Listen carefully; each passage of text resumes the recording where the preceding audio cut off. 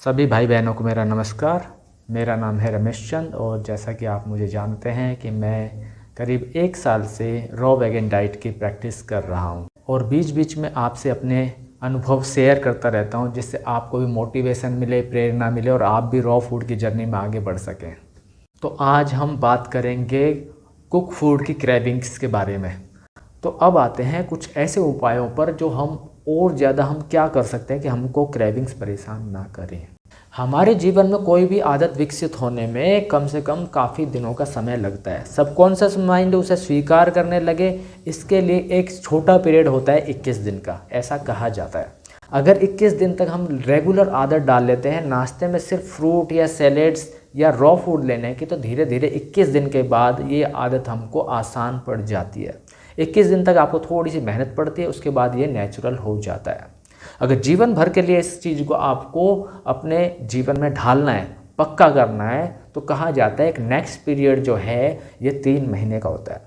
अगर आप 3 महीने तक इसको कंटिन्यू कर लेते हैं, 3 महीने तक आप रॉ फूड को नाश्ते में लेने लग जाते हैं, तो लाइफ टाइम के लिए आपकी ये आदत पक्की हो जाती है और पूरी ज़िंदगी आप इस चीज़ पे चल सकते हैं और आपको कोई भी प्रॉब्लम्स नहीं होगी। ये आपके जीवन में भर जाएगा। तो इसी प्रकार सबकॉन्शियस माइंड को अगर हम धीरे धीरे ट्रेन करेंगे, दोपहर में भी और रात में भी या तो 50% 80% रॉ फूड खाने की, तो धीरे धीरे हम दोपहर में भी और रात में भी रॉ फूड खाने के आदी बन जाएंगे।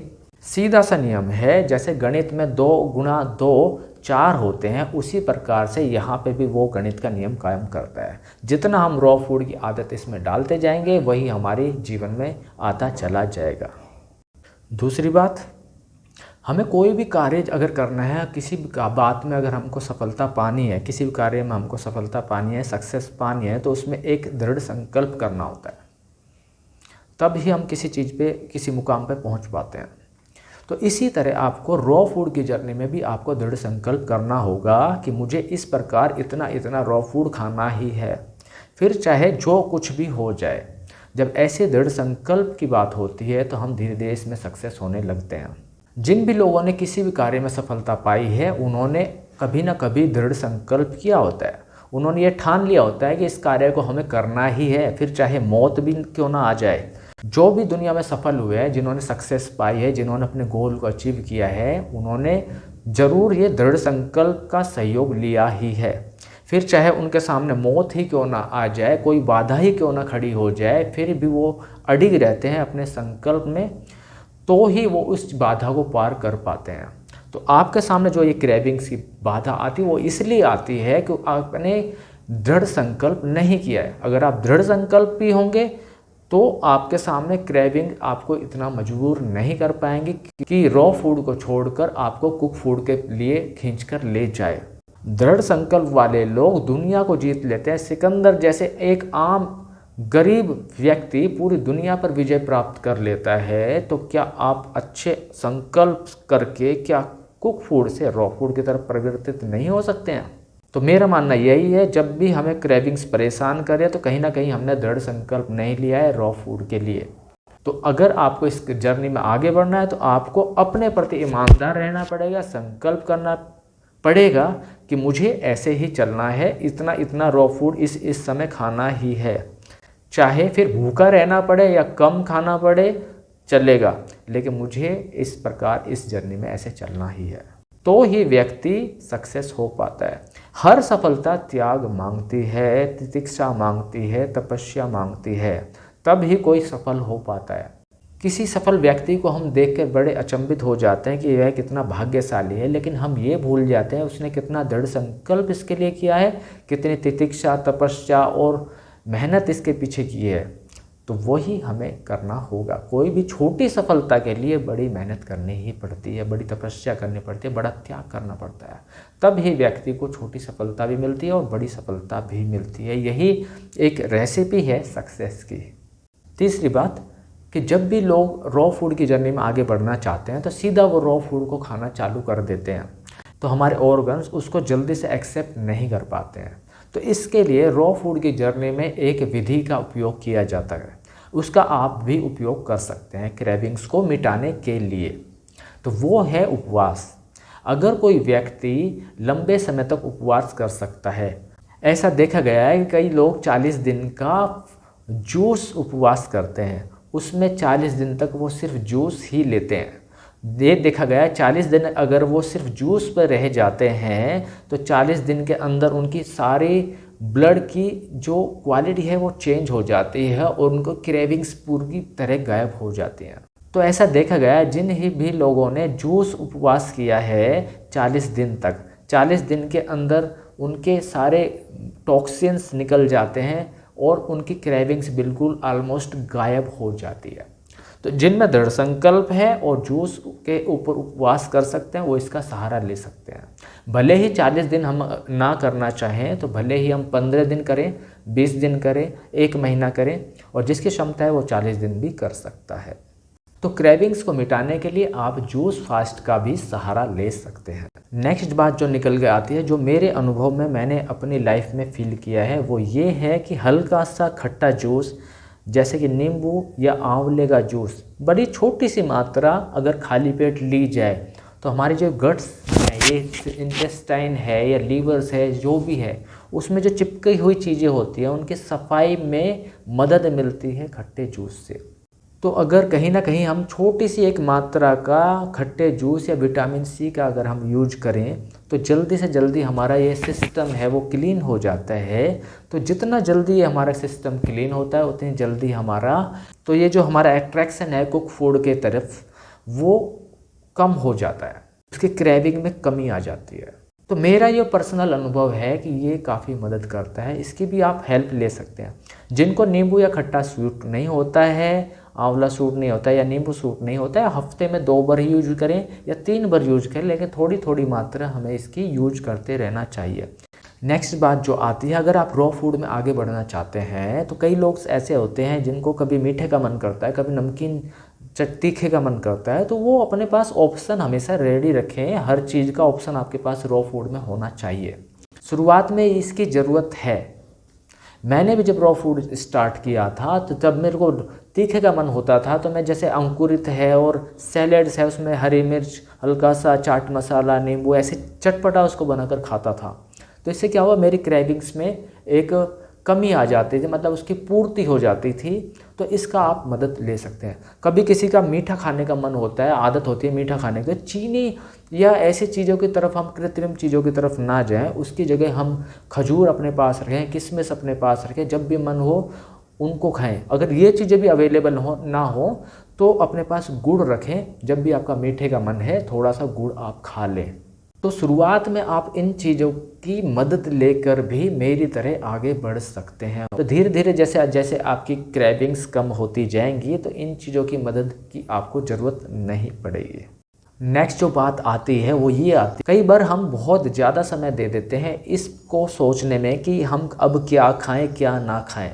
तो इसकी जगह मैं आपको ये कहूँगा, जब भी आपके पास जो भी रॉ फूड अवेलेबल है उसको तुरंत ही खा लें। ज़्यादा सोचें नहीं कि अब क्या खाएं क्या ना खाएं, और जल्दी से अपना खा पी कर जो आपके काम धंधे हैं उसमें आप जुट जाएं। ज़्यादा आपके पास सोचने का समय नहीं होना चाहिए कि अब मैं मीठा खाऊं, तीखा खाऊं, खट्टा खाऊं, कुक फूड खाऊं या पका हुआ खाऊं या कच्चा खाऊं। इतनी ज़्यादा सोचेंगे तो आपका डिस्ट्रैक्शन होना स्वाभाविक है ही है, फिर आपको क्रेविंग्स परेशान करेंगी ही करेंगी। तो इतना ज़्यादा आपको सोचने समझने और विचार करने में टाइम वेस्ट नहीं करना है कि अब मैं रॉ फूड में क्या खाऊं, पका हुआ खाऊं या कच्चा खाऊं। इतना समय आपके पास नहीं होना चाहिए। जल्दी से आप कच्चा आहार जो भी आपके पास अवेलेबल है, फ्रूट्स अवेलेबल हैं या अंकुरित अवेलेबल है, सैलेड्स अवेलेबल है, जो भी है आप जल्दी से उसे खा पी कर, तो सोचने में ज़्यादा समय व्यर्थ ना गंवाएं। जल्दी से अपना जो भी खाना है खा पी कर अपने वर्कआउट में जुट जाएं, जो भी आपका काम धंधा है उसमें जुट जाएं। अब ज़्यादा समय उस चीज़ को सोचने में समय देना ही नहीं है। जो ज़्यादा सोचते हैं वो फिर उनको क्रेविंग्स परेशान करके ले ही जाती हैं, क्योंकि जब तक लीवर हमारा खाली होता है वो सोचता रहेगा, लेकिन जब जैसे ही आप इसमें माल डाल देंगे, इसका आहार इसको दे देंगे, उसकी सोच में कमी आ जाएगी, फिर आप अपने वर्कआउट में जो भी आपका काम रहता है उसमें जल्दी से बिजी हो जाएं। तो ये आपको बड़ा मदद करेगा। नेक्स्ट जो बात आती है वो ये आती है कि जब भी हम कच्चा आहार के प्रति हमको आगे बढ़ना है, इस जर्नी में हमें आगे बढ़ना है, हमें खाना है सैलेड्स और कच्चा आहार। अब हम बैठे हैं साथ में उन लोगों के जो पका हुआ आहार खा रहे हैं, जो समोसे खा रहे हैं, जो कचौरी खा रहे हैं, तो उसका जो अट्रैक्शन है और हम देख रहे हैं उसको, तो ऐसा मौका अपने आप को कम ही देना है। पके हुए आहार जो भी खा रहे हैं, जो पका हुआ फूड खा रहे हैं, उनके साथ बैठकर भोजन ना करने की ही कोशिश करें। उनसे दूर या एकांत में अपना भोजन करने की कोशिश करें। जो भी आपका कच्चा आहार है उस पर किसी की दृष्टि ना पड़े, ना ही आपकी दृष्टि किसी के भी पके हुए आहार के ऊपर जाए, ऐसी कोशिश आपको करनी है। और एक बात का ध्यान रखना है, पका हुआ आहार जहाँ भी बनता है, किचन में बन रहा है, जहाँ भी बन रहा है, वहाँ आपको जाने की कोशिश नहीं करनी चाहिए, उससे दूरी बना लेनी चाहिए। रास्ते में भी हम कहीं जा रहे हैं, किसी दुकान पर, किसी हलवाई की दुकान पर, किसी फास्ट फूड रेस्टोरेंट के पास से निकलते हैं, तो उसकी तरफ से दृष्टि ज़्यादा हमें अट्रैक्ट नहीं करनी चाहिए। हाँ, आपके सबकॉन्शियस माइंड में उसकी बुराइयाँ अगर भरी हुई हैं तो आप उसको देख के ये फील कर सकते हो कि ये व्यक्ति कितना बड़ा नुकसान कर रहा है लोगों का। और जो लोग स्वाद लेकर खा रहे हैं उसके अंदर ये खाना जाकर उसके ब्लड में कैसा एसिडिक रस बनाएगा, जिससे ब्लड उसका एसिडिक हो जाएगा और उस एसिडिक रस उनके शरीर पर कितना बुरा इफ़ेक्ट पड़ेगा। अगर ये आपके सबकॉन्शियस माइंड में है तो आप उसे ज़रूर दे सकते हैं। लेकिन अगर आप शुरुआत इसी जर्नी में है और आप इससे बचना चाहते हैं तो थोड़ा सा एकांत का सेवन करें, एकांत में भोजन करें, और जहाँ पका हुआ भोजन जहाँ बनता है और तो वहाँ जाने से परहेज करें। थोड़ी सी दूरी बना कर रखें। 2-4 महीना आप इसको कंट्रोल कर लेंगे तो बाजी आपके हाथ में आ जाएंगे, क्रेविंग्स आपकी कंट्रोल हो जाएंगी। नेक्स्ट बात जो आपको मदद कर सकती है क्रेविंग्स को मिटाने में, वो ये है कि एनीमा का यूज जरूर करना ही है। जिन लोगों ने एनीमा का यूज अभी तक स्टार्ट नहीं किया, रॉ फूड की जर्नी में आगे चल रहे हैं, तो उनको करीबन महीना 2 महीना तो रेगुलर एनीमा का यूज करना ही चाहिए। इससे मदद मिलती है बहुत ज़्यादा क्रेविंग्स को मिटाने में। जितना जल्दी हमारा गट्स क्लीन होगा, इंटेस्टाइन क्लीन होगी, तो वो जो ब्लड और बॉडी में एसिडिटी है उसमें भी कमी आ जाएगी। जितना उसमें कमी आएगी उतना आपके क्रेविंग्स भी कम होती चली जाएंगी। तो आपको मैंने पहले भी बताया है कि मेरा अनुभव कि मैं पहले रॉ फूड की प्रैक्टिस करता था, कभी 15 दिन, कभी महीना, कभी 3 महीने तक हार्डली ये प्रैक्टिस हो पाती थी। लेकिन ये जो 1 साल के आसपास क्रॉस हो गया है, वो इसी कारण शायद ये क्रॉस हो पाया है कि इस बार मैंने एनीमा का यूज किया था। कुछ दिन 15-20 दिन, महीना तो मैंने रेगुलर किया। अब मैं हफ्ते में 1-2 बार एनीमा का यूज करता हूँ जब ज़रूरत महसूस होती है। नहीं तो मेरा नेचुरली पेट साफ होता है, नेचुरली डाइजेशन अच्छा रहता है और सब कुछ फिट रहता है। तो इस बात का आपको ध्यान रखना है कि एनीमा का यूज ज़रूर करना है। अगर नहीं किया है तो अभी से आप एनीमा का यूज और हेल्प लेना स्टार्ट कर दें। इससे आपको क्रेविंग्स को कंट्रोल करने में बहुत ज़्यादा मदद मिलेगी, जो कि मेरा मानना है। जो मदद मेरे को मिली वो आपको भी मिल सकती है। तो इस पॉइंट का भी आपको जल्दी से ज़रूर फ़ायदा उठाना चाहिए। नेक्स्ट पॉइंट जो आता है वो ये आता है कि हमें अपने सबकॉन्शियस माइंड को ट्रेन करने की आदत डालनी चाहिए। मैं भी जब रॉ फूड की आदत डाल रहा था तो मैं अपने सबकॉन्शियस माइंड में अफर्मेशन दोहराता था या विचारों को प्रेरित करता था कि raw food is life, raw food is my life, raw food is the nectar. कच्चा आहार ही अमृत है, नेचुरल प्राकृतिक आहार ही अमृत है। Raw food is my life, raw food is nectar, raw food is अमृत। रॉ फूड ही, कच्चा आहार ही अमृत है, कच्चा आहार ही जीवन है। कच्चे आहार में ही जीवन छिपा हुआ है, कच्चे आहार में ही अमृत छिपा हुआ है, कच्चे आहार में ही, कच्चा आहार ही सात्विक आहार है, कच्चा आहार ही देवताओं का आहार है। या ऐसे भी दोहरा सकते हैं, I am a raw eater, मैं कच्चा आहार खाता हूँ। I am a raw vegan, अपने आप को ऐसा दोहराएं अंदर से कि मुझे कच्चा आहार प्यारा लगता है। I love raw food, I love raw food, I love fruits, I love sprouts, I love salads, I love milk shakes. तो जैसे जैसे आप इन चीज़ों को दोहराएंगे अपने मन में, तो ये आपके सबकॉन्शियस माइंड में चले जाएंगे। तो इनका असर बहुत ज़्यादा होता है। इनको आप लाइट ना लें, इस चीज़ को हल्के में ना लें। जो हम मन में दोहराते हैं, मन में वैसा ही असर जाता है, बॉडी में भी वही केमिकल बनने स्टार्ट हो जाते हैं कि यही मेरे लिए ठीक है, जो मेरे अंदर दोहराया जा रहा है। जब ये सबकॉन्शियस माइंड में चला जाएगा, क्रेविंग की डेथ हो जाएगी। क्रेविंग आपको बिल्कुल भी परेशान नहीं करेंगी, क्योंकि आपके सबकॉन्शियस माइंड में चला गया कि मेरा आहार रॉ फूड ही है, प्राकृतिक आहार ही मेरा सच्चा आहार है, यही मेरे को फ़ायदा पहुंचाएगा, यही मेरी लाइफ है, यही मेरा जीवन है। जब ऐसा मेरा माइंड में हो जाएगा, सबकॉन्शियस माइंड में होता है, वही जीवन में उतर आएगा। फिर आपको अलग से प्रैक्टिस करने की ज़रूरत नहीं पड़ेगी, नेचुरल अभ्यास आपका वो हो जाएगा। नेक्स्ट बात जो ये आती है वो ये आती है कि अपने इमेज, जो भविष्य की इमेज है, उसको इमेज करें वर्ल्ड के टॉप मोस्ट सक्सेसफुल लोगों में। आप वर्ल्ड के ऐसे सक्सेसफुल लोग हैं जो लाखों में से एक नहीं, करोड़ों में से एक है। कोई फुल्ली रॉ फूड या 80 to 90%, 100% रॉ फूड अपनाने वाला आप करोड़ों में से इकलौते व्यक्ति हैं जो कि अपने सच्चे आहार को पहचान पाए, जो कि क्रेविंग्स को कंट्रोल कर पाए, क्रेविंग्स को जीत पाए, अपने नेचुरल आहार को आप पहचान पाए, आप नेचुरल व्यक्ति बन पाए। उन टॉप मोस्ट लोगों में आपकी गिनती हो जाएगी। तो आप अपने को टॉप मोस्ट सक्सेसफुल की लोगों की गिनती में अपने आप को खड़ा हुआ देखें फ्यूचर में, जिसने अभी से प्रैक्टिस करके आने वाले कुछ सालों बाद आप एक सक्सेसफुल पर्सनैलिटी कहलाएंगे। लोग आपसे प्रेरणा लेंगे, आपसे क्वेश्चन पूछेंगे, आपसे मोटिवेशन लेंगे कि हम भी रॉ फूड की जर्नी में आगे बढ़ना चाहते हैं, स्वस्थ, हेल्दी और हैप्पी रहना चाहते हैं। तो आप उन लोगों की मदद कर रहे होंगे फ्यूचर में। तो अपनी पर्सनैलिटी को फ्यूचर में ऐसा देखें मन की आंखों से। जब आप ऐसा देखेंगे तो आप जैसा मन हमारा सोचता है, हमारा जीवन उसी ओर डाइवर्ट होता चला जाता है, हमारे कर्म उसी ओर डाइवर्ट होते चले जाते हैं। जैसा हम सोचते हैं अंदर, वही बाहर आता चला जाता है। अब नेक्स्ट जो बात आती है वो बड़ी इम्पोर्टेंट बात है। आने वाला समय बहुत ही कठिनाई से भरा हुआ है, ये आप भी एक्सेप्ट करेंगे और मैं भी एक्सेप्ट करता हूँ। आने वाले समय में ग्लोबल वार्मिंग होने वाली है, जिसमें गर्मी इतनी ज़्यादा बढ़ेगी कि इसको सिर्फ वही व्यक्ति सहन कर पाएंगे जो नेचुरल व्यक्ति होंगे, जो नेचुरल फूड खा रहे होंगे।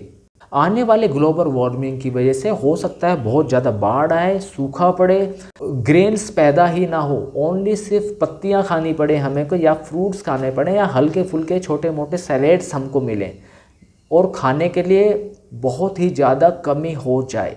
ऐसे समय पर सर्वाइव केवल वही लोग कर पाएंगे जो रॉ फूडिस्ट होंगे, जो पके हुए आहार के आदी होंगे, जिन्होंने कच्चा आहार की बिल्कुल भी आदत नहीं डाली है। उनके लिए तो समझो मौत सामने खड़ी ही है। क्योंकि आने वाले समय में जैसे कि अभी आप देख रहे हैं एलपीजी मिलना मुश्किल हो गया है, बिजली मिलना मुश्किल हो गया है, तेल मिलना मुश्किल हो गया है, डीजल मिलना मुश्किल हो गया है। तो आने वाला समय इतना भयंकर है ही है। ये करीब 5 साल बाद परिस्थितियाँ बदतर हो जाएं, या 10 साल बाद हों या 20 साल बाद हों, ये कोई नहीं जानता। लेकिन सब ये जानते हैं कि ग्लोबल वार्मिंग की वजह से वर्ल्ड में बहुत भयंकर विपत्तियाँ आने ही हैं।